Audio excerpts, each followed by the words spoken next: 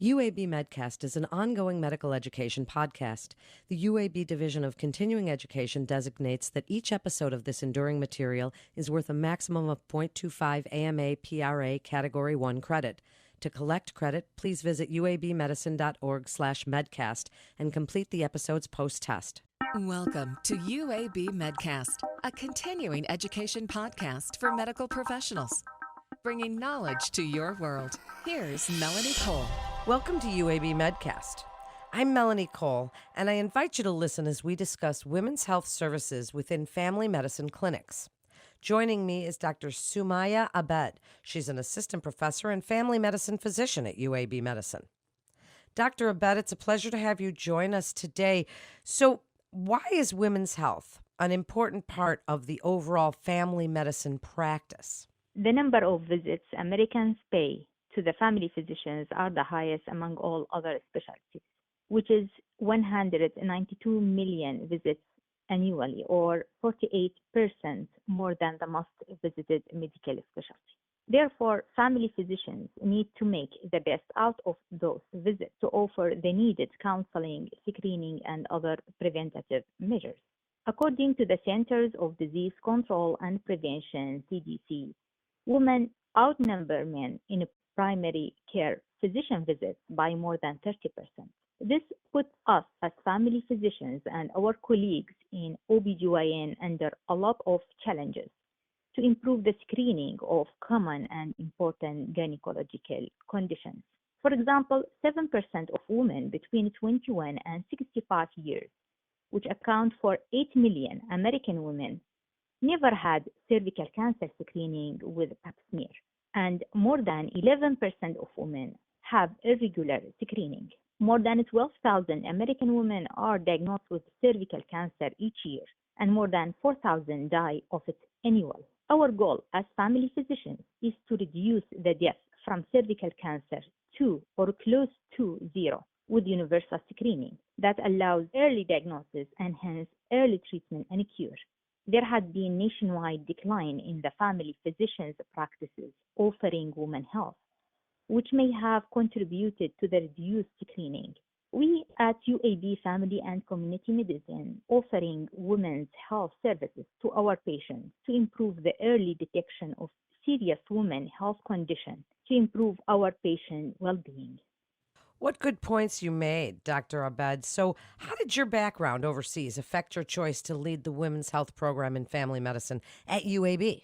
I finished my OBGYN residency in Qatar, and then I did family medicine residency here in Alabama. During my residency training in both specialties, I enjoyed practicing preventative women's health, such as screening for cervical cancer with pap smear and breast cancer screening, counseling about contraceptive methods, and performing long-acting reversible contraceptive procedures such as depot injection, intrauterine device insertion and removal, and contraceptive implant insertion and removal. This background enabled me to focus on women's health in my family practice. Well, I imagine that it would, and what an interesting topic we're discussing today. So then tell us, what other health services does the family medicine clinic offer? And how do you tie this in with women that maybe see their gynecologists? As you mentioned your statistics about how many women are seeing primary care providers. Tell us how this all ties together. How do you start offering women's services in a family medicine clinic? So, besides screening and contraception, family physicians manage many other women's health related illnesses, such as polycystic ovary syndrome, infertility, vaginitis, sexually transmitted infection, pelvic inflammatory disease, menstrual and abnormal bleeding disorders, postmenopausal symptoms, preconception health, management of chronic medical disease during pregnancy, and screening for domestic violence. Well, then tell us about the best time for doing women's health screening and counseling. Any visit for a woman is a good time for screening.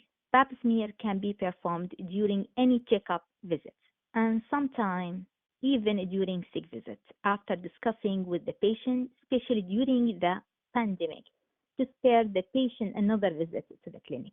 I prefer to do this very important screening as soon as possible.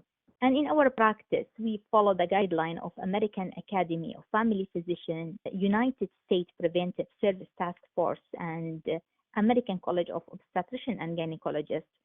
For example, cervical cancer screening for average risk women starts at the age of 21 and continues until 65 years. For high-risk groups, it can start earlier and continues for longer time.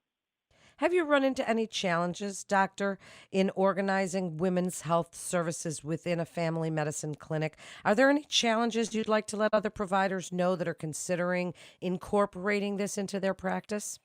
So during the COVID pandemic, and for the safety of our patients and the health workers, a lot of elective procedures put on hold together. After the starting to reopen, many healthcare facilities, including family medicine clinics, resumed their elective procedures such as screening for cervical cancer and breast cancer, intrauterine device placement, and subdermal contraceptive implants insertion and removal. Also, during COVID-19, the CDC recommended screening patients for COVID-like symptoms before the clinic visit to ensure the safety of the healthcare workers and other patients. Those measures are taken to reduce the disruption of women's health screening and preventive interventions. Well, then, how do UAB family physicians address these issues for their female patients? And what do you want to change? As we wrap up, tell us what you would like to change for better improvement in women's health. Where do you think the most important needs that need to be met are located? I'm glad that you asked this question. I wish to see more women's health education during family medicine rotation of medical school students. I am looking forward to starting women's health program for hands-on training of medical students about the condition mentioned earlier. I would also like to see family medicine residents spending more time in women's health training. Thank you so much, Dr. Abed, for joining us today. What an important topic to incorporate women's health services within the family medicine clinic. Thank you again. And a community physician can refer a patient to UAB Medicine by calling the MIST line at 1-800-UAB-MIST. That concludes this episode of UAB MedCast. For more information on resources available at UAB Medicine, please visit our website at uabmedicine.org/physician. Please also remember to subscribe, rate, and review this podcast and all the other UAB Medicine podcasts. I'm Melanie Cole.